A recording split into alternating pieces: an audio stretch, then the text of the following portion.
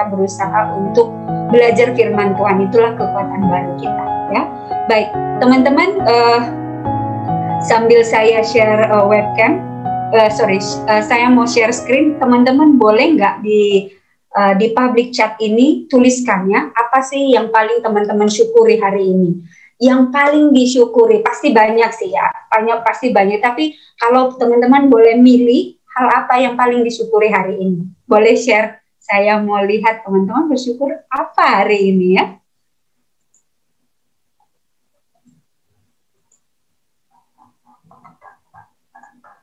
Oke, baik.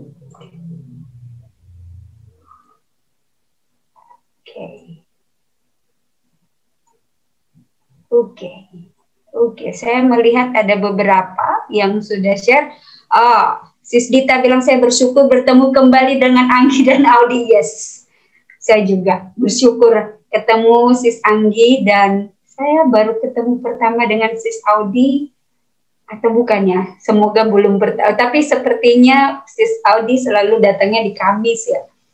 Bro Hanafi, saya bersyukur hari ini masih bisa ikut Zoom lagi untuk dengerin firman Tuhan.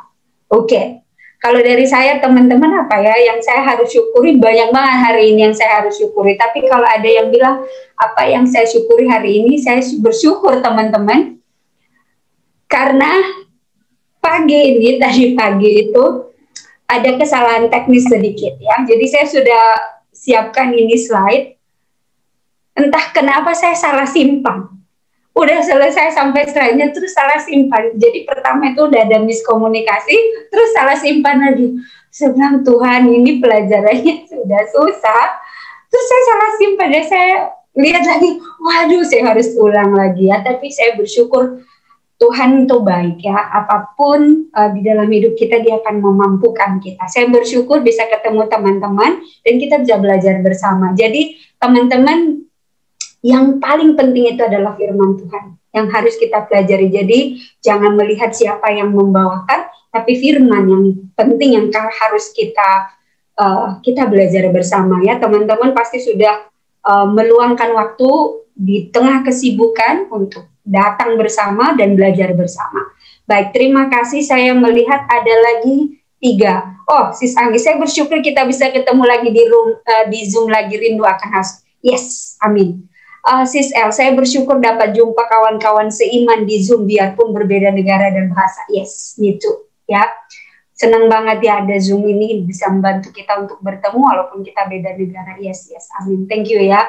Saya berasa mengenal teman-teman walaupun lewat Zoom aja ya. Secara fisik kita nggak pernah ketemu, tapi kayak seneng aja gitu bisa ketemu, kayak berasa saudara. Walaupun secara fisik kita nggak pernah ketemu ya, sama sekali belum. Bahkan ini beberapa di antara teman-teman saya paling sekali 2 kali pernah ketemu, tapi sudah berasa bersaudara.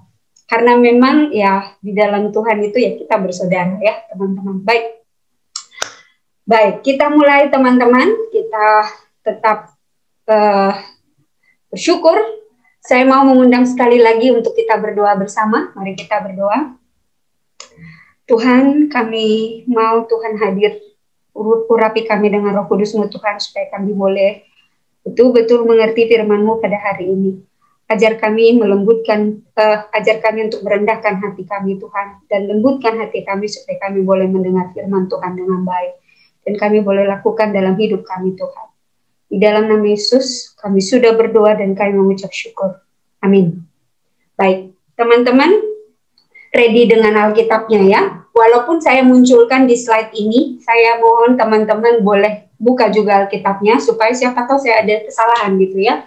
Jadi teman-teman bisa mengingatkan saya, dan boleh juga kita sama-sama, siapa tahu ada salah. Baik, teman-teman, malam ini judulnya adalah Jesus Encounter with the Blind Man, Dumb and Demoniac. Ini adalah salah satu pekabaran yang mungkin teman-teman pernah dengar sebelumnya ya, atau mungkin juga pernah dengar tapi sekilas. Tapi ketika tadi saya coba belajar lagi, saya udah pernah mendengarkan firman ini, saya belajar lagi, ini sangat menyentuh saya, karena sebenarnya secara rohani kita ada seperti orang ini ya, seperti pria ini. Tetapi malam hari ini kita tidak akan banyak berbicara tentang pria atau orang yang disembuhkan Yesus ini, tetapi kita akan berbicara dengan orang-orang yang melihat mukjizat ini terjadi. Oke, jadi ada kata dam di sini. Jadi dam ini kalau dalam translate bahasa Inggris biasa sehari-hari itu berarti kan seperti orang bodoh ya. Tapi sebenarnya kalau dalam bahasa Alkitab ini orang yang buta. Dan dia juga sebenarnya tidak bisa berkata-kata ya, jadi bisu, dan dia ini poses, jadi dia kerasukan setan, gitu ya. Ayat yang akan kita bahas yaitu di Matius 12. Jadi teman-teman buka di Matius 12 karena pusat pembahasan kita akan ada di Matius 12 dan saya akan mulai di ayat 22. Oke? Boleh buka Alkitabnya dan boleh baca dari Alkitabnya ini supaya mempercepat saja saya buat di sini. Matius 12 ayat 22. Kemudian dibawalah kepada Yesus seorang yang kerasukan setan. Orang itu buta dan bisu. Lalu Yesus menyembuhkannya sehingga si bisu itu berkata-kata dan melihat. Jadi ini mukjizatnya. Kita lihat Tuhan Yesus ini kayak selebriti ya. Jadi kemanapun dia pergi pasti banyak orang. Dan banyak orang yang meminta kesembuhan gitu ya. Mau orang yang lumpuh, yang buta, semuanya datang kepada Yesus gitu ya. Dan mereka mendapat kesembuhan. Dan ketika Yesus menyembuhkan, itu menjadi satu trending topik kalau zaman sekarang bilangnya itu. Kalau ada zaman dulu Twitter mungkin itu udah trending topiknya ya di mana-mana gitu ya. Wah, ini disembuhkan ini. Jadi dia ini sangat terkenal. Ketika seseorang terkenal, maka itu akan mengundang reaksi dari orang lain ya. Mungkin ada orang yang sangat senang dan mungkin juga ada orang yang sebel ya, benci gitu ya. Orang-orang yang menentang gitu ya. Kita akan lihat lanjut ya, teman-teman. Dilanjut di Matius 12 ayat 23 tadi 22. Maka takjublah sekalian orang banyak itu. Jadi orang banyak yang berkumpul di sana, mereka tuh melihat mukjizat ini. Lalu itu mereka takjub. Ya mereka pasti takjub ya teman-teman kalau melihat satu kesembuhan gitu ya. Jangankan kesembuhan, teman-teman kalau melihat anak-anak saya tuh seneng, anak-anak murid saya maksudnya, tuh senang kayak mereka belajar sulap-sulap gitu ya, trik-trik gitu, bukan sulap sebenarnya. Tapi itu aja saya masih gimana kamu buat itu gitu ya. Karena itu bukan sesuatu yang tiap hari kita lihat gitu. Jadi banyak orang yang takjub dan mereka ini bilang seperti ini. Ada beberapa di antara orang banyak itu berkata seperti, iya ini agaknya anak Daud. Teman-teman kalau ada orang yang bilang ini nadanya gimana ya? Ya ini agaknya anak Daud atau ya ini agaknya anak Daud. Ini kayak sesuatu yang ngomonginnya itu kayak meragukan gitu ya. Jadi ini anak Daud nggak ya? Teman-teman tahu nggak ya? Yesus itu sebenarnya Yesus itu pastinya pada zaman itu kita tahu dia itu anak Yusuf ya. Anak Yusuf dan Maria. Kenapa orang bilang anak Daud gitu ya? Kenapa mereka memberikan identitas ini kepada Yesus? Kenapa dibilang anak Daud? Padahal kita orang-orang di situ pasti tahu dia adalah anak Yusuf. Ya. Karena jelas ya orang-orang ini adalah bukan orang-orang yang sekali dua kali ketemu Yesus. Mereka sudah pernah ketemu. Kalau kita baca di ayat 12, di ayat-ayat sebelumnya, sebelum 22, ini sebenarnya sudah orang-orang ini sudah mengenal Yesus. Itu makanya mereka ketika Yesus datang di situ seperti selebriti ya, mereka langsung ikut kerubungin gitu ya. Tapi mereka ini adalah salah satu respon ya. Iya ini agak anak Daud ya. Jadi mereka tuh kayak seolah percaya, memberikan rasa takjub, tapi juga kayak dalam di sisi yang lain mereka ini agak meragukan gitu ya. Jadi ini sebenarnya kalau kita lihat mereka ini responnya kurang positif gitu ya. Ini kebanyakan orang banyak. Kita lanjut ya teman-teman di ayat selanjutnya, di ayat Jadi teman-teman kalau kita lihat kenapa sih anak Daud itu menjadi sesuatu yang sangat mengundang reaksi orang banyak, dan itu menjadi sesuatu yang sepertinya orang-orang kalau diberikan nama itu menjadi sesuatu yang artinya besar. Teman-teman kalau kita buka di Yohanes 7 ayat 42, karena kitab suci mengatakan bahwa Mesias berasal dari keturunan Daud, dan dari kampung Bethlehem tempat Daud dahulu tinggal. Jadi ketika orang banyak memberikan nama ia agak anak Daud itu berarti mereka mengidentifikasikan atau memberikan satu identitas yang baru kepada Yesus, bahwa Yesus itu adalah Mesias, gitu ya. Jadi orang-orang banyak ini arti kenapa agak anak Daud itu menjadi sesuatu yang besar ya. Kalau di sini kita lihat, ini agak anak Daud. Ini menjadi sesuatu yang besar karena bagi orang-orang yang ada di situ, baik orang Farisi atau orang banyak yang tinggal di daerah itu, anak Daud itu mengidentifikasikan bahwa mereka menyatakan bahwa Yesus itu adalah Mesias. Dan ini mengundang respon negatif dari orang-orang yang berada di situ. Salah satunya adalah siapa kira-kira? Mari kita baca ayat selanjutnya ya. Di ayat selanjutnya, di ayat 24, tetapi ketika orang Farisi mendengarnya, mereka berkata, dengan Beelzebul, penghulu setan, ia mengusir setan. Semoga saya tidak salah sebut ya, Beelzebul, ya, Beelzebul. Tetapi ketika orang Farisi, kita tahu siapa orang Farisi. Orang Farisi ini adalah orang-orang yang diasingkan, dan mereka ini adalah orang-orang yang mengerti kitab Taurat. Bukan hanya mengerti, bahkan mereka tuh hafal sampai titik komanya. Dan ini mereka ini adalah orang-orang yang diasingkan di dalam masyarakat gitu ya. Jadi ketika mereka mengatakan ini adalah satu pernyataan yang sangat keras ya. Tetapi ketika orang Farisi mendengarnya, mereka berkata, dengan Beelzebul, penghulu setan, ia mengusir setan. Jadi mereka ini mengatakan bahwa Yesus mengusir setan dari orang tadi itu dengan kekuatannya si Beelzebul ini. Siapa itu Beelzebul ini? Adalah penghulu setan yang mengusir setan. Dan ini menjadi, teman-teman bayangkan teman-teman ada di tempat itu dan Yesus baru menyembuhkan orang ini, lalu tiba-tiba ada orang-orang Farisi. Jadi kalau kita boleh katakan ya, kalau boleh pinjem, orang Farisi ini kalau kita bilang ini kayak majelis gereja gitu, atau majelis gereja atau pendeta lah ya kalau kita. Mereka mengatakan hal ini sangat besar ya, maksudnya ini sesuatu tuduhan yang sangat berat gitu ya.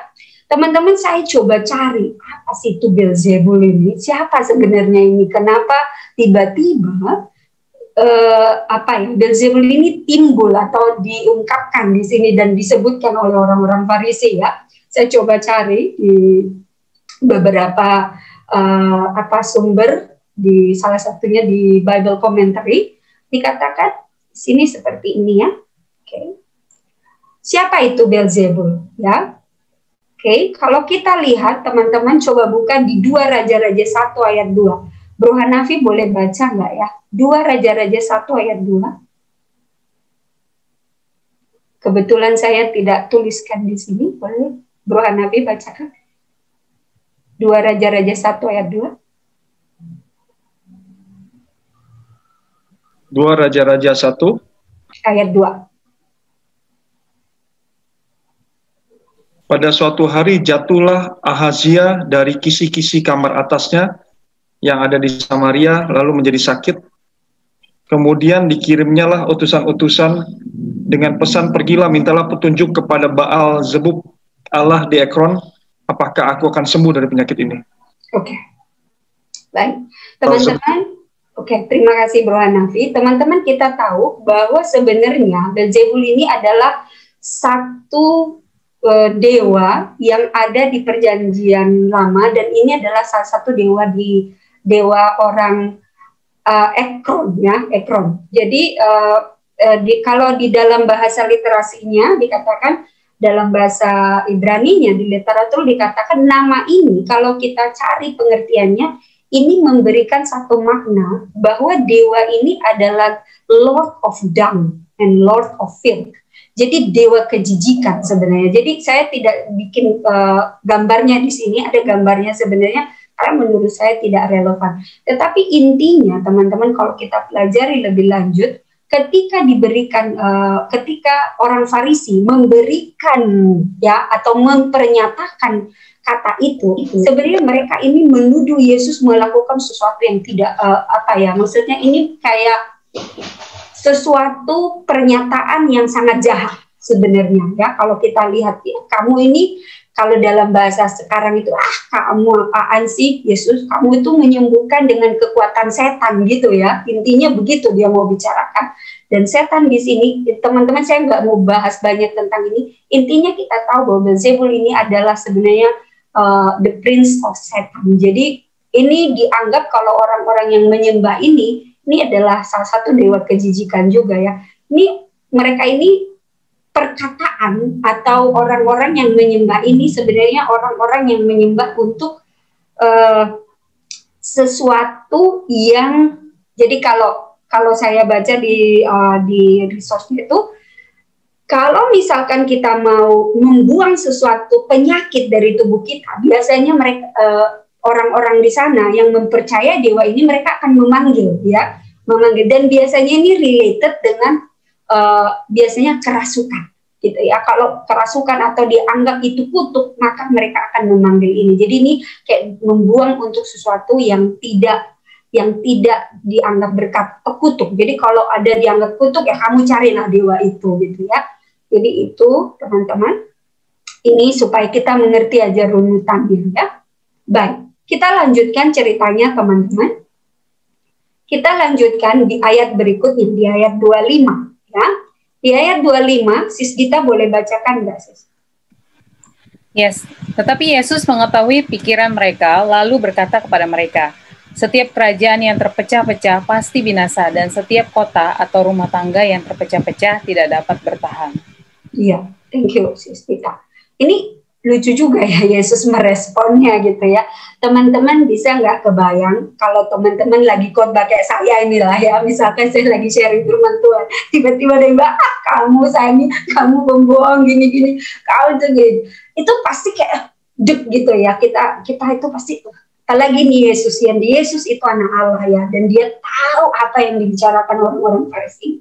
Tetapi Yesus itu tidak membawa ke dalam amarah. Tetapi Yesus itulah ya, kita lihat bahwa Yesus itu adalah Allah. Gitu ya.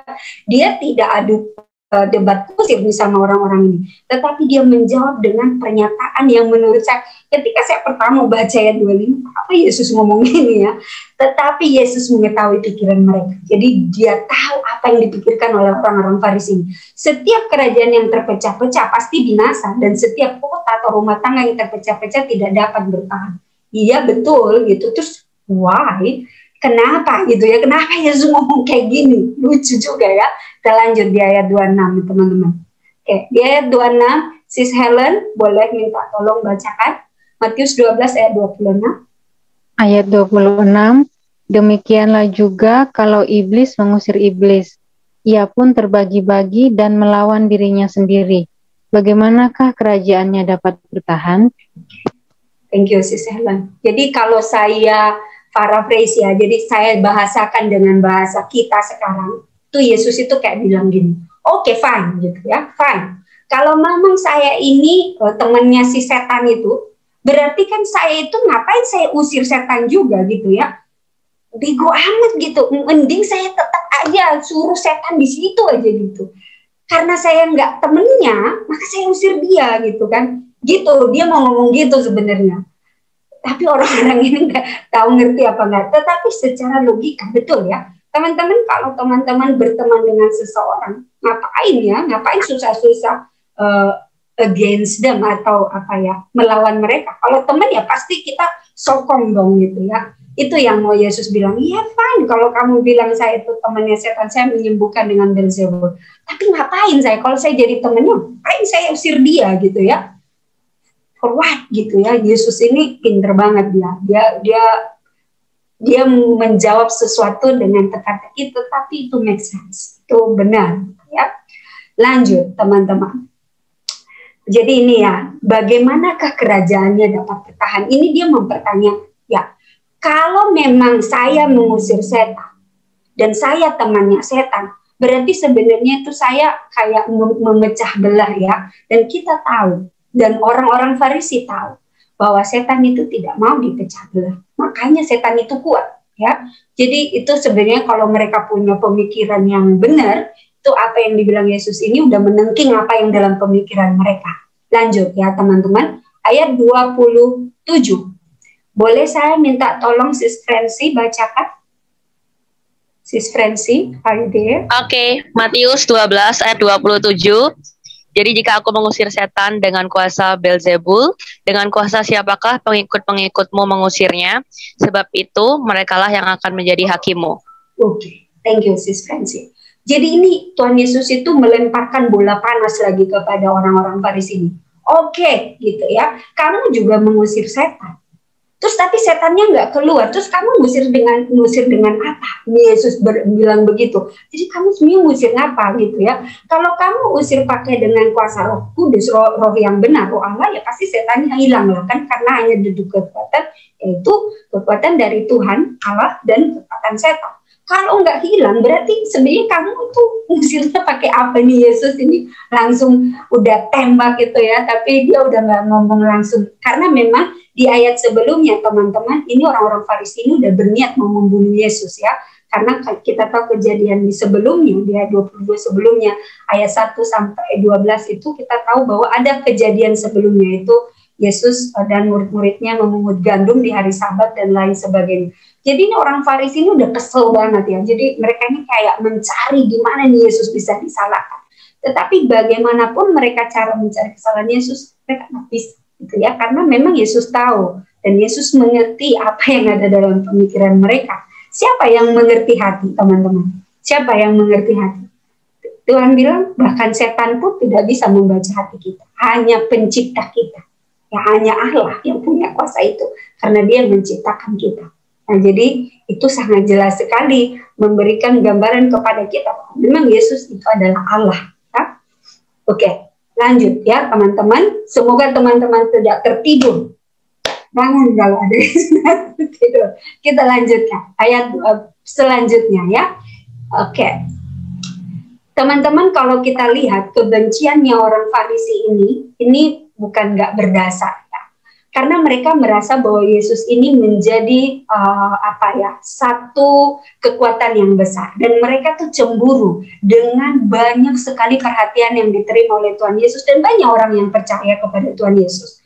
Dan ini memberikan mereka satu kebencian, kecemburuan, dan mereka ini ingin melakukan sesuatu yang jahat kepada Yesus. Teman-teman, kalau kita lihat kejadian ini, sebenarnya kita bisa related dengan satu hal, yaitu teman-teman boleh membuka di dalam bilangan 16. Coba teman-teman buka di bilangan 16. Ini bilangan 16 ceritanya panjang sekali, tetapi menarik. Teman-teman kalau punya waktu tolong baca. Ini judulnya adalah pemberontakan Korah, Datan, dan Abiram ya, di bilangan 16. Saya hanya akan ambil beberapa ayat ya. Jadi ini ceritanya mereka-mereka ini dipanggil oleh Musa ya. Sini kumpul gitu. Tapi orang-orang ini bilang, siapa lu, katanya sama Musa.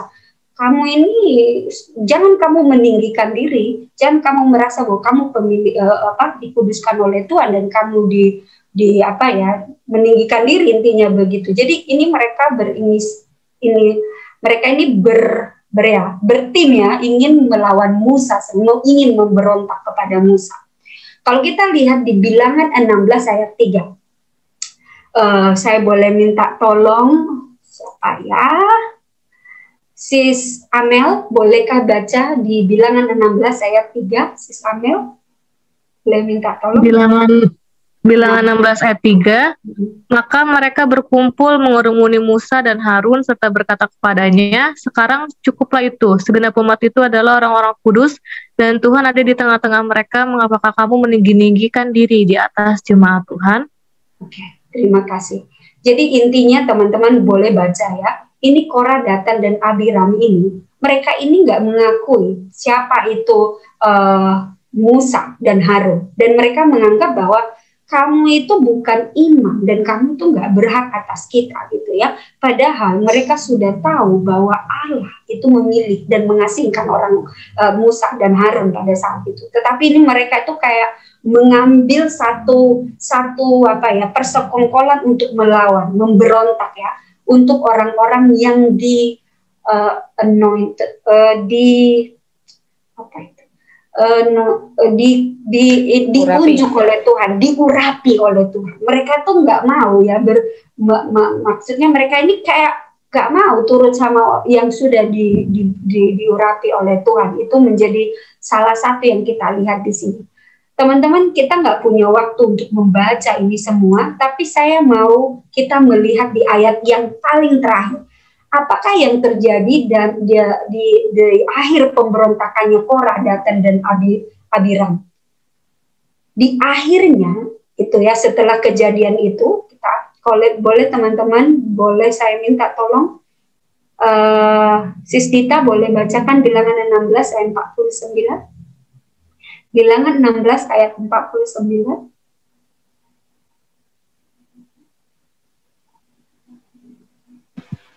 Ya, Bilangan 16 ayat 49. Dan mereka yang mati kena tulah itu ada 14.700 orang banyaknya. Belum terhitung orang-orang yang mati karena perkara Korah. Oke. Teman-teman, ini peristiwa yang dituliskan, ini sangat besar. Kita tahu ceritanya bahwa tanah itu terbelah ya, dan memakan atau tanahnya terbelah, dan para pemberontak ini yang memberontak kepada Musa dan Harun, dan yang mereka ini tidak menurut ya, artinya mereka udah tahu bahwa Tuhan itu memilih orang-orang ini dan mengurapi orang-orang ini, tapi mereka memilih untuk memberontak ya. Ini Tuhan menghukum dengan sangat berat. Karena otoritas yang diberikan Tuhan kepada Musa dan Harun itu otoritas yang diberikan Tuhan itu besar ya. Tetapi mereka ini memilih untuk menganggap bahwa apa yang dipilih Tuhan itu nggak berarti. Tapi yang berarti adalah pemikiran-pemikiran mereka. Dan Tuhan menghukum sangat besar dan sangat berat ya. Banyak yang mati. Dan kita tahu teman-teman, pemberontakan terhadap firman Tuhan, bahkan otoritas yang ditunjuk Tuhan itu berat. Kalau teman-teman ingat peristiwanya Daud ya, Daud dan Raja Saul. Dan pada waktu itu kita tahu, Daud sudah tahu bahwa dia diurapi dan dia akan menjadi raja. Dan dia punya waktu untuk bisa membunuh Saul gitu ya. Tapi dia bilang, saya tidak akan membunuh orang yang sudah diurapi oleh Tuhan, karena dia tahu bahwa Tuhan pernah memilih orang itu. Walaupun mungkin karena ya Daud tahu ya, walaupun mungkin perlahan roh Tuhan sudah meninggalkan Saul, tapi dia tidak membunuh gitu ya, membunuh karena dia tahu bahwa Saul pernah diurapi oleh Tuhan, dan itu figur yang Tuhan sudah berikan, anointed by God ya, sudah diurapi dan ditunjuk oleh Tuhan. Jadi teman-teman, ini sangat penting ya. Orang tua kita itu adalah, kalau orang bilangnya, orang tua itu adalah Tuhan yang kita bisa lihat ya, karena mereka itu sacrifice anything for us. Tapi sometimes we take it for granted ya. Saya sering diadakan gitu ya.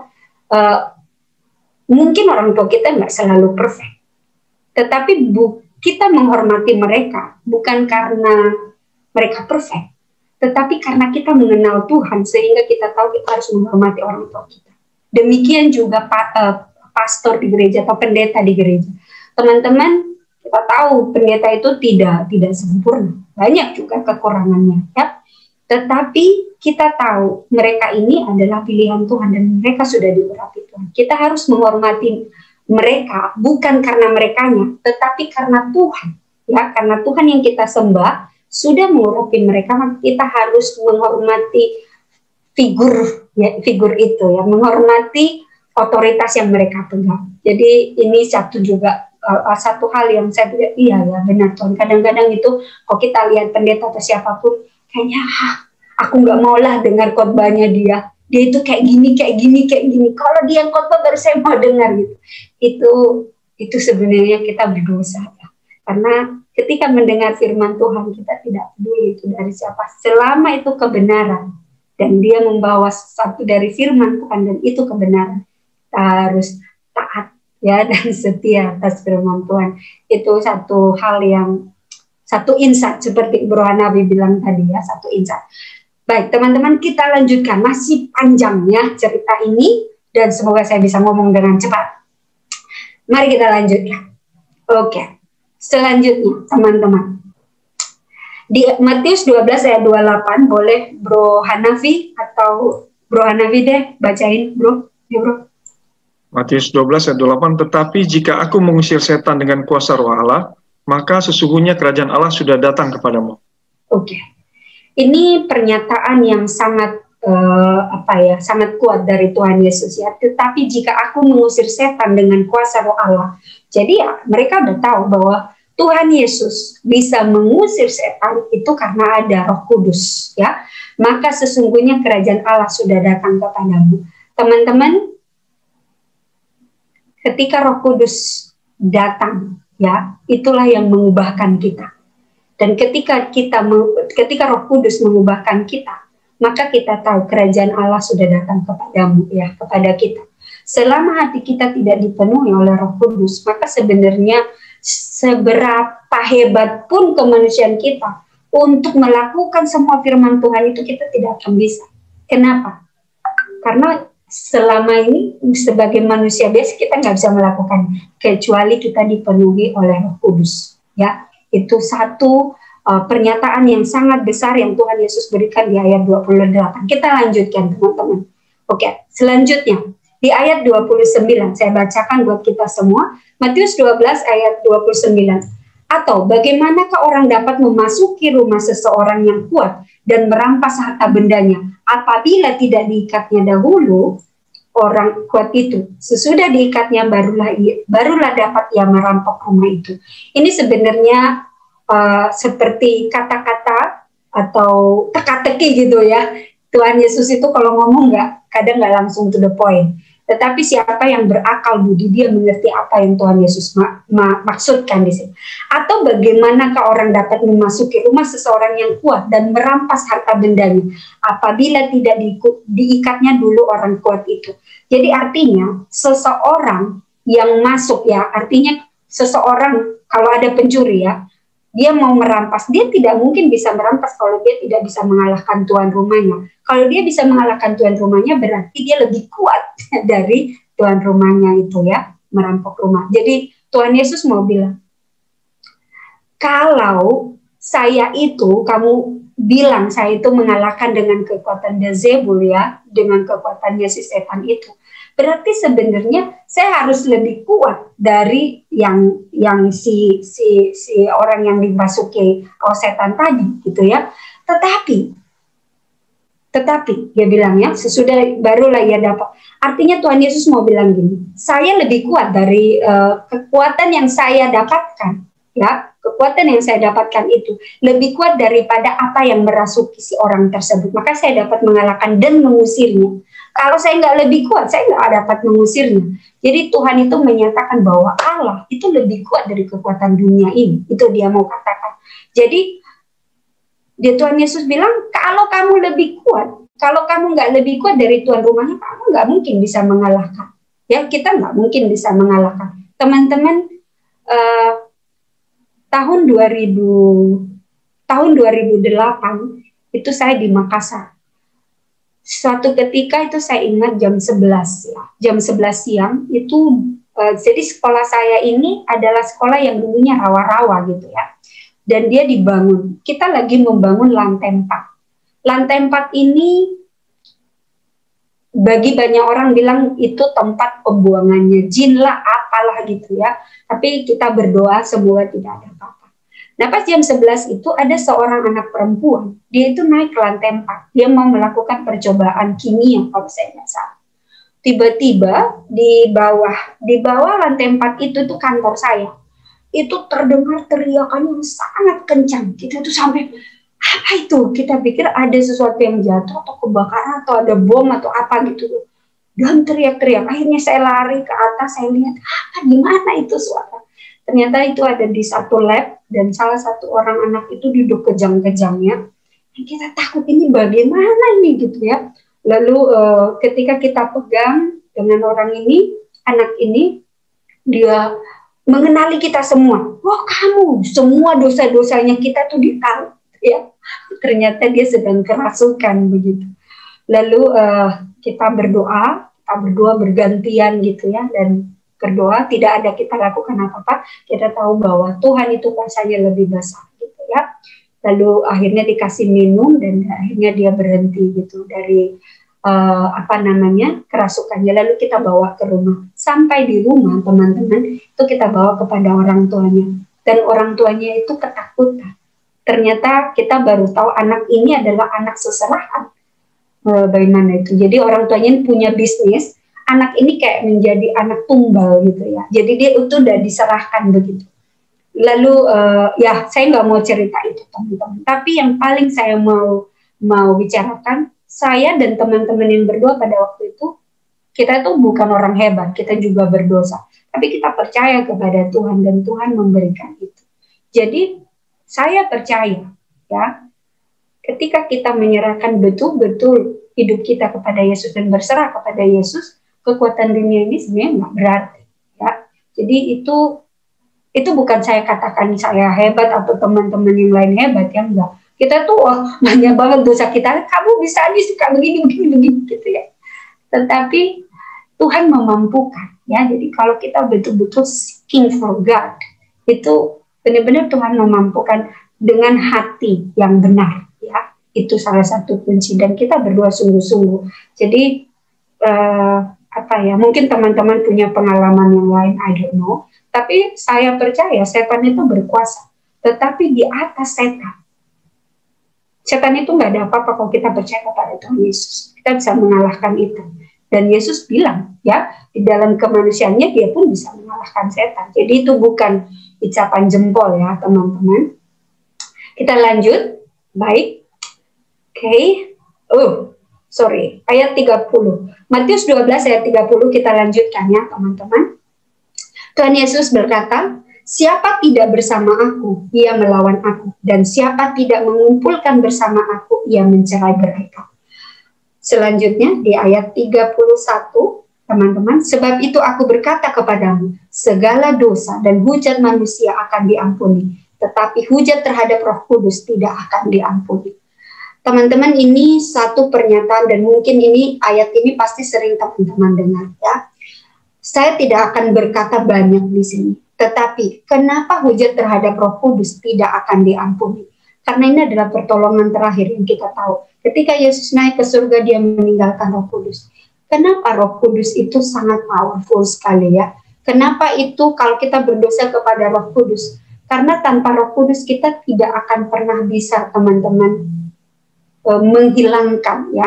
Kita tuh punya dosa kesenangan masing-masing. Dan hanya Roh Kuduslah yang memampukan kita untuk bisa menghilangkan itu. Dan hanya Roh Kudus yang memampukan kita untuk mengenali dosa-dosa kita. Dan memampukan kita untuk meninggalkan itu. Selain itu nggak ada, teman-teman ya. Jadi ini banyak sekali pembahasannya, tetapi saya tidak akan memfokuskan di sini. Ini pembelajaran yang lain, tapi intinya Yesus bisa melakukan hal itu karena dia dipenuhi oleh Roh Tuhan. Atau dalam hal ini Roh Kudus ya. Kalau tidak, dia tidak akan. Dan kita pun bisa ya, kalau kita minta dengan rendah hati kepada Tuhan. Oke? Di ayat 30. Oke, lanjut teman-teman, maaf. Oke, di ayat 32. Apabila seorang mengucapkan sesuatu menentang anak manusia, ia akan diampuni. Tetapi jika ia menentang Roh Kudus, ia tidak akan diampuni. Di dunia ini tidak, dan di dunia yang akan datang pun tidak. Ini sangat jelas Tuhan katakan. Karena Roh Kudus itu seperti yang saya tadi bilang, ini pelajaran yang lainnya, saya nggak banyak teman-teman bahas di sini. Tetapi intinya teman-teman, Yesus menegaskan kembali bahwa Roh Kudus itu bekerja. Dan ketika kita menolak bisikan dari Roh Kudus ya, itu kita sudah gila, itu udah peluru terakhir ya, pertolongan terakhir gitu. Sudah tidak ada lagi yang bisa menolong kita ya. Lanjut teman-teman. Di ayat 33. Jikalau suatu pohon kamu katakan baik, maka baik pula buahnya. Jikalau suatu pohon kamu katakan tidak baik, maka tidak baik pula buahnya. Sebab dari buahnya pohon itu dikenal. Jadi teman-teman, ini Tuhan Yesus mengatakan, ini menegaskan kembali kepada orang-orang Farisi. Kalau kamu benar, ya, kalau kamu benar nih ya, kamu kelihatan dari buahmu, dari apa yang kamu lakukan. Kita pun seperti itu ya teman-teman. seperti tadi video yang di-sharing oleh Sis Tita, betul, itu betul banget ya. Teman-teman kadang-kadang itu kayak begitu aja gitu, muter kayak nggak ada sesuatu yang kita lakukan itu berhasil. Tetapi kita tahu ketika Tuhan ada atau Roh Kudus, kuasa Roh Kudus ada di dalam kita tahu mungkin hasilnya nggak langsung kelihatan gitu ya. Tapi kita tahu kita ada progres gitu ya, ada progres, dan ketika ada progres maka kita pastinya kita akan ada buah yang kelihatan ya. Buahnya itu dalam bentuk apa? Banyak. Mungkin teman-teman lebih sabar ya. Saya dulu orangnya nggak sabar, mau cepat-cepat. Tapi sekarang saya harus sabar gitu ya. Atau misalkan lemah lembut. Teman-teman, kadang kita orang menjengkelkan ya. Aduh, udah parkirnya sembarangan tapi kita harus lemah lembut. Kadang-kadang marahnya udah di sini. Atau misalkan something yang teman-teman hadapi tiap hari ya. Atau mungkin dengaran ocehan orang yang nggak selesai ke 3 jam. Saya pernah mengalami. Jadi ya dari buahnya ya kita kadang kita bilang aku percaya Tuhan ini. Tapi dari buahnya kita melihat, dan itu yang Tuhan Yesus bilang. Ya, kalau kamu benar-benar pengikut Tuhan, seharusnya ketika kamu menyembuhkan orang-orang yang kerasukan ini, ya udah sebenarnya mereka sembuh. Tapi apa? Kamu kan nggak bisa sembuhkan. Berarti sebenarnya nggak ada kuasa di kamu. Tuhan Yesus mau bilang itu ya kepada orang-orang Farisi ini. Oke, ayat selanjutnya teman-teman. Maaf, ini kita akan banyak sekali ngomongin ayat karena memang ini betul-betul kita harus belajar dari bersumber dari kebenaran firman Tuhan ya. Jadi kita harus betul-betul taat dan setia melihat kebenaran-kebenaran dari ayat demi ayat. Matius 12 ayat 34. Sis Helen boleh bacakan? Matius 12 ayat 34 sekali lagi. Ayat 34. Hai kamu keturunan ular beludak, bagaimanakah kamu dapat mengucapkan hal-hal yang baik, sedangkan kamu sendiri jahat, karena yang diucapkan mulut meluap dari hati. Lanjut, Sis Helen. Ayat 35, orang yang baik mengeluarkan hal-hal yang baik dari perbendaharaannya yang baik, dan orang yang jahat mengeluarkan hal-hal yang jahat dari perbendaharaannya yang jahat. Tuhan Yesus jelas banget ya bilang, kalau kamu baik dan pemikiranmu baik, maka kamu bisa mengeluarkan yang baik gitu ya. Dan kalau kamu nggak baik, pasti apapun yang kamu lakukan itu dan kamu keluarkan dari perbendaranmu itu pasti tidak baik, pasti jahat ya. Jadi dia itu tahu pemikirannya orang-orang Farisi dan dia menengking itu. Kamu nggak boleh ya. Jadi mereka ini menuduh Yesus dengan tuduhan yang sangat berat, dan Tuhan Yesus itu tidak mau berargumen dengan mereka, tapi dia memberikan satu pemaparan yang sangat baik ya. Selanjutnya kita lihat di ayat 36. Sis Dita, boleh bacain? Tetapi aku berkata kepadamu, setiap kata sia-sia yang diucapkan orang harus dipertanggungjawabkannya pada hari penghakiman. Oke. Teman-teman, Tuhan Yesus ketika dia berhadapan dengan orang-orang Farisi ini, dia ini betul-betul bilang, ya, watch it, ya. Dia bilang, kamu itu perhatikan kata-katamu ya, kalau saya bilang dalam bahasa kita sekarang. Apa yang kamu sebutkan dalam perkataanmu itu besar ya, dan mereka ini pengulu agama ya, artinya mereka ini sesuatu yang mereka ucapkan itu sangat mempengaruhi banyak orang, dan Yesus mengingatkan mereka ya. Tapi aku berkata kepadamu, setiap kata-kata yang sia-sia yang diucapkan orang harus dipertanggungjawabkan pada hari penghakiman. Teman-teman, ini powerful sekali ya. Saya takut dan gentar ketika dengar ayat ini. Apa yang kita ucapkan, ya, bahkan kata setiap berapa puluh kata sia-sia yang sudah saya omongin gitu ya, itu akan dipertanggungjawabkan pada hari penghakiman. Jadi teman-teman, Yesus mengatakan lagi kepada orang Farisi, kalian harus watch out ya. Apa yang kamu sebutkan, apa yang kamu tuduhkan, itu akan dibawa di hari penghakiman. Jadi hati-hati ketika kamu ngomong. Yesus mau katakan begitu. Selanjutnya teman-teman, Matius 12 ayat 37, karena menurut ucapanmu engkau akan dibenarkan, dan menurut ucapanmu pula engkau akan dihukum. Jadi ucapan itu sangat powerful sekali. Teman-teman, kalau kita lihat di Yakobus 3 ayat 1 sampai 12 ini jelas sekali ya. Saya tidak akan minta teman-teman untuk membacakan, tapi ini adalah kuasa lidah ya. Jadi kalau kita lihat, teman-teman boleh nggak satu orang bacakan Yakobus 3 ayat 1 aja? Boleh dengan kuat. Yakobus 3 ayat 1.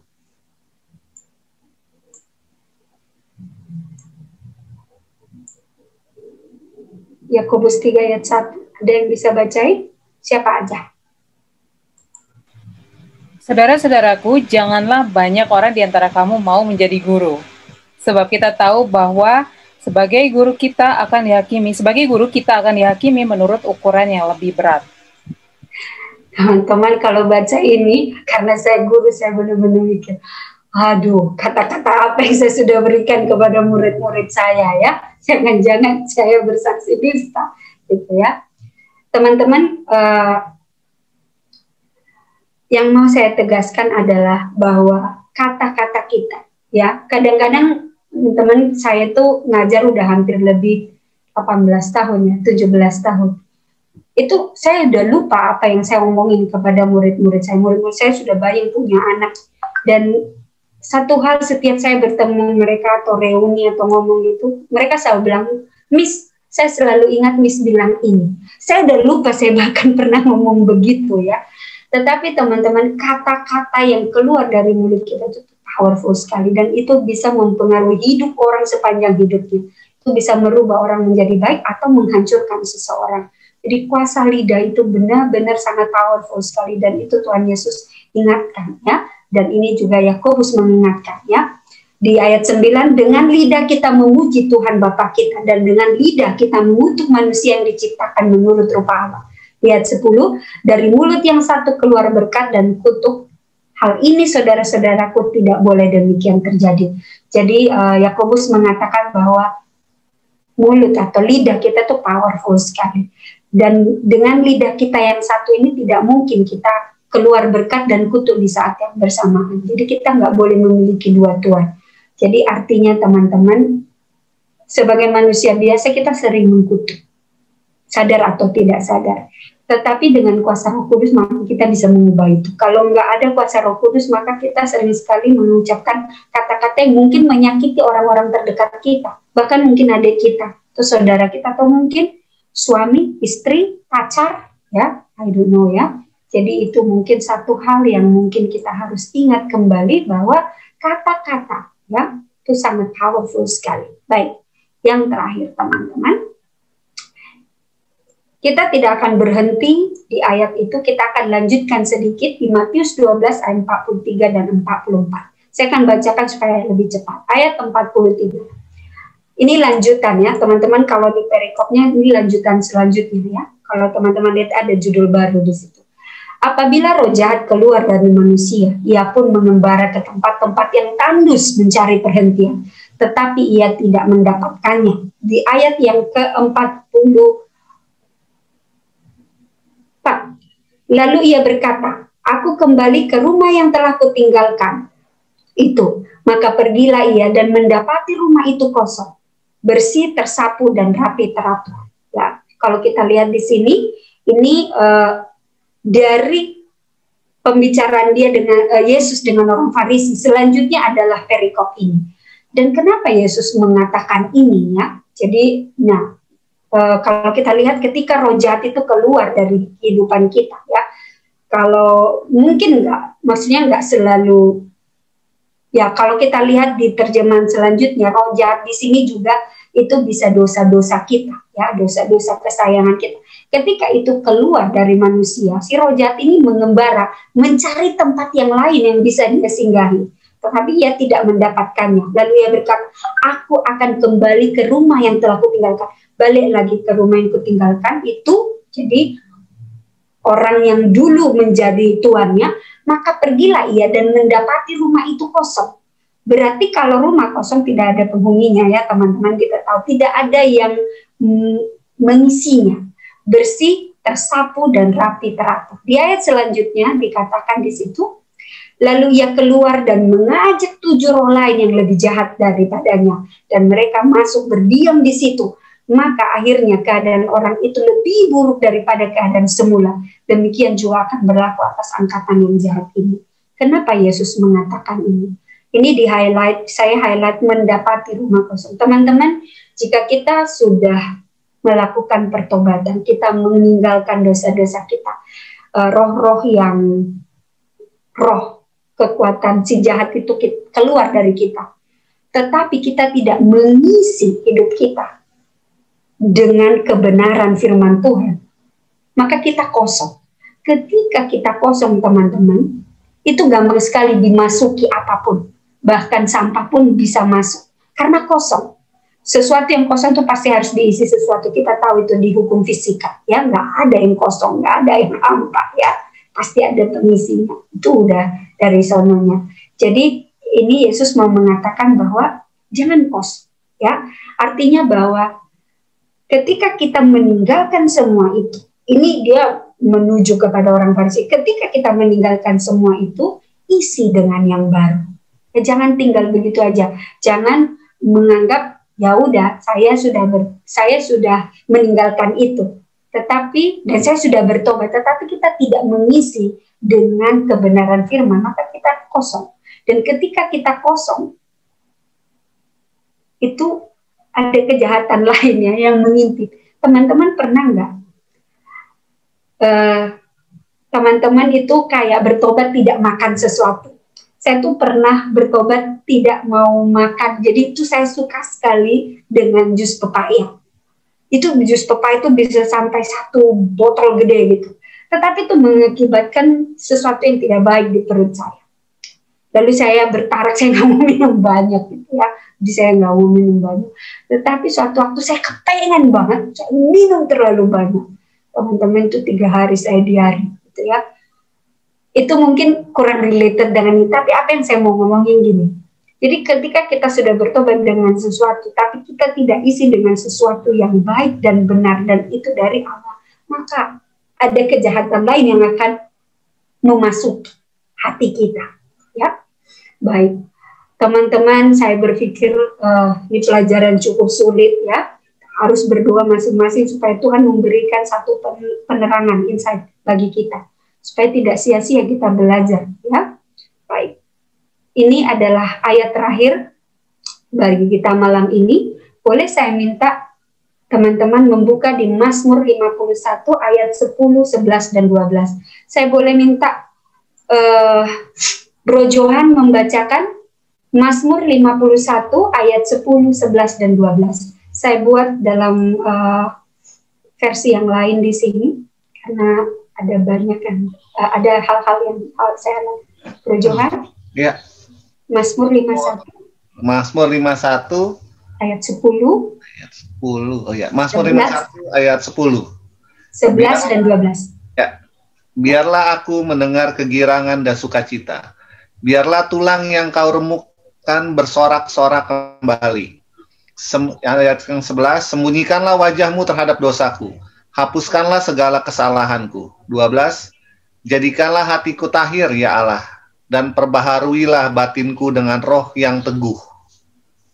Baik, terima kasih Bro Johan. Teman-teman, saya bukan bermaksud mau ke Inggris-Inggrisan ya, tapi ini ada beberapa yang lebih jelas ya. Create me in a clean heart. Ini teman-teman, clean heart itu kita tidak akan bisa dapatkan kecuali Tuhan yang membuat kita bisa begitu ya, mentahirkan. Oh God, and renew a right spirit with me. Jadi kebenaran itu hanya bisa diberikan oleh Tuhan sendiri. Dan itu Tuhan menganugerahkan bagi kita. Teman-teman, kita butuh Roh Kudus ya. Dan Roh Kuduslah yang memampukan kita untuk mendapatkan hati yang baru dan mentahirkan kita. Banyak hal yang mungkin terjadi di dalam kehidupan kita. Mungkin kita seperti orang tadi itu ya, udah buta, bisu, kerasukan roh setan lagi ya, 3 itu ada. Dia itu combo lengkap gitu ya. Tapi Tuhan Yesus bisa menyembuhkan dia. Dan Tuhan Yesus tidak menyembuhkan dia dalam waktu yang lama. Kalau kita baca orang Farisi itu menyembuhkannya dalam waktu yang lama, bisa berbulan-bulan tapi nggak sembuh juga. Tetapi Yesus satu kata ya yang diberikan oleh Tuhan Yesus dan dia sembuh, karena Yesus dipenuhi oleh Roh Kudus, ya, dipenuhi oleh kuasa Tuhan, kuasa Allah, ya. Apa yang kita bisa pelajari malam ini, teman-teman? Kuasa dunia ini ada, ya. Saya pernah menyaksikannya, tetapi itu akan kalah jika kita tahu dan kita menyerahkan semuanya ke dalam kuasa Tuhan. Kita bisa mengalahkan itu. Ya, mungkin ada hal-hal yang ya teman-teman mungkin alami di keluarga atau mungkin secara pribadi, ya, melawan kuasa-kuasa kegelapan gitu ya, atau bergumul dengan hal-hal ini, atau mungkin orang tua bergumul dengan hal-hal ini. Kita tidak tahu. Tetapi di dalam Tuhan kita, Yesus Kristus, ya, dan ketika kita meminta kepadanya kuasa Roh Kudus, dia akan memberikan dan mentahirkan kita dari kuasa-kuasa dunia ini yang kita mungkin pikir kuat juga, ya. Tetapi Tuhan itu memberikan kekuatan yang lebih. Oke, teman-teman, saya tahu waktunya sudah mau habis, tapi saya mau share satu hal. Teman-teman, keluarga saya itu keluarga dari papa saya itu, opung saya itu 5 bersaudara, dan semua anak laki-laki yang paling bungsu itu semuanya gila, ya, karena mereka ini opungnya itu datu bolon, nggak tahu saya maksudnya apa. Intinya ada kekuatan supranatural yang mereka harus teruskan ke generasi demi generasi. Tetapi karena opung saya itu sudah bertobat kepada Tuhan, maka nggak ada gitu ya, nggak ada yang meneruskan itu. Teman-teman tahu, semua yang lain itu mereka mengenal Kristus. Tetapi ketika mereka mengenal Kristus dengan setengah hati, maka kuasa kegelapan itu masuk ke mereka. Dan mereka tidak bisa survive. Artinya mereka tidak bisa, mereka jadi gila. Ya, waktu kecil baik-baik aja. Tetapi setelah usia di 34 itu mereka mulai mengalami halusinasi dan sebagainya. Tetapi satu orang di antara itu, ada satu orang yang dia betul-betul menyerahkan hidupnya kepada Tuhan, dan dia anak bungsu. Ya, dia bilang, saya tahu itu sudah kutuk dari nenek moyang kita, ya, 7 turunan. Dia betul-betul menyerahkan hidupnya kepada Tuhan, dan Tuhan berkuasa, ya, dan Tuhan menyingkirkan kuasa kegelapan itu dalam hidupnya. Jadi teman-teman, dunia ini berkuasa karena setan ada di sini juga. Tapi jangan lupa, Tuhan Yesus itu lebih berkuasa. Mintalah, ya. Demikian pelajaran kita malam hari ini. Saya tahu pelajarannya cukup berat dan banyak sekali ayat-ayat. Tapi mintalah kuasa Roh Kudus untuk memberikan a new insight, ya. Pemahaman yang baik dan pemikiran yang baik kepada kita, supaya kita memahami ini dengan baik dan benar sesuai dengan kebenaran firman Tuhan. Amin, teman-teman.